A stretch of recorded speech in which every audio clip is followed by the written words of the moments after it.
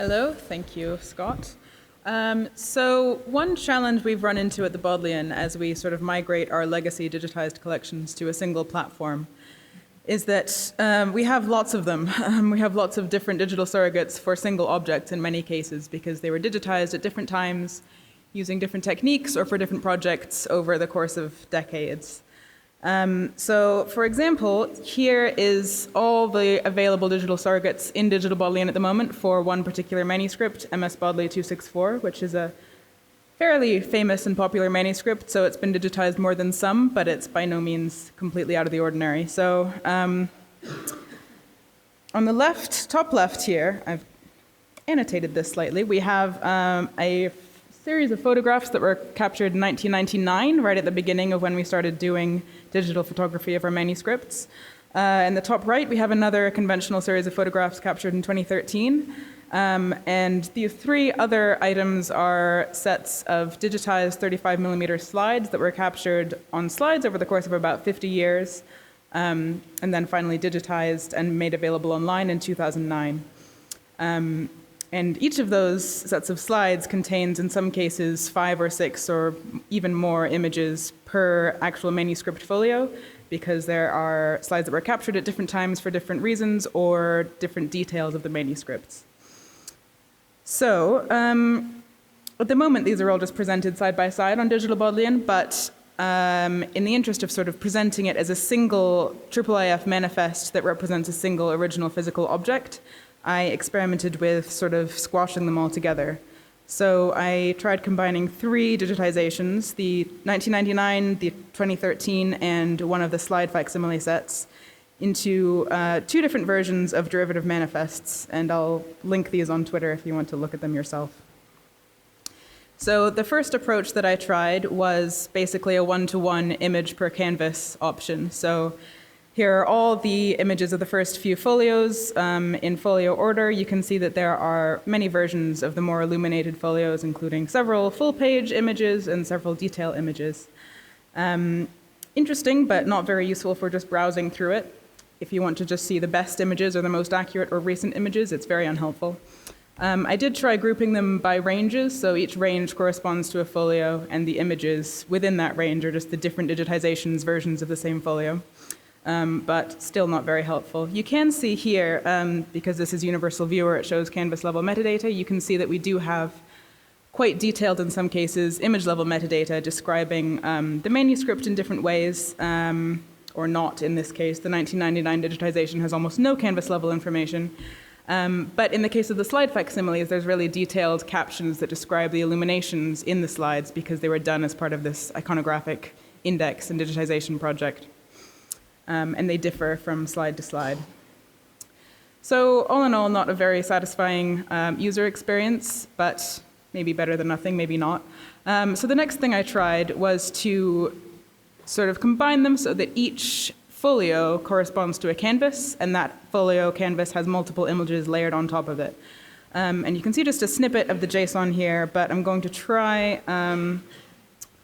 doing a live walkthrough of it, because it's much more interesting. So, added the manifest there. Oh, and it's German, that's fun. So here we have the 2013 image as the default, and then the other images can be layered on top of that one by selecting them here. Just by default, I've set it so that they're just the regular width and height that they would be originally, so you have some weird things where they don't really line up at all, especially the older images of lower resolution, which is kind of useful because you can see the resolution of all the images. But I also tried, there's this one, layering them in the correct position so that it actually makes sense as a part of the larger 2013 image. So here's a slide facsimile that's just sort of layered on top there. You can zoom in and see the difference between the 2 images, which is kind of fun, but it was also very time consuming. And in some cases, let's see, I think this one, no, this one. because the manuscript was captured at different times and because it's a medieval manuscript, it's kind of warped and it's hard to capture flat, so there's different distortions between the different digitizations, so it's very difficult to get it to actually look like an exact overlay of one image over another. The distortion is pretty obvious in this case. So, a few sort of conclusions from this. I'll go back here. So the first problem with this approach is that it's very time-consuming if you don't automate it, especially the bit of positioning the images in the right place. I think perhaps that's a good candidate for some really clever image matching, if you can identify where they belong on the original image. And it's something that we could perhaps look into if we really wanted to pursue this. Another current problem that will go away soon is that currently layers, I think, are only supported by Mirador 2. So if you look at this object, this manifest in the universal viewer, you have no idea that there's other images besides the default images available to view. Although that will, of course, change when Mirador 3 comes out, which will also support canvas-level metadata.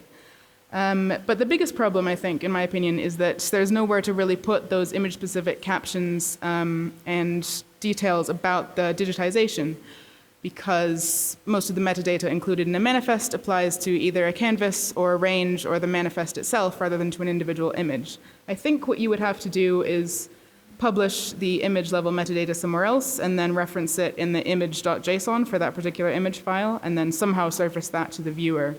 But this struck me as a sort of a hole in how we currently display images, because especially as the number of digital surrogates increases, we're going to run into increasing problems where we need to provide the kind of context and background about the creation of the images to allow people to sort of evaluate and interrogate the options available to them. For instance, in this example, you can perhaps tell, perhaps not, that the 2013 image, the base one, well, it's on a white background, which is different from what we usually do at the Bodleian. And it has a color chart, which is different from what we usually do, because the color chart is slightly different. And that's because it's a commercial order image for a printed facsimile, so it was done on a different background. The color calibration might have been slightly different, but without actually knowing the provenance of the image, it's very hard to tell that. So I just sort of like to ask people to think about how we can better contextualize the images and provide more image-specific metadata. Thank you.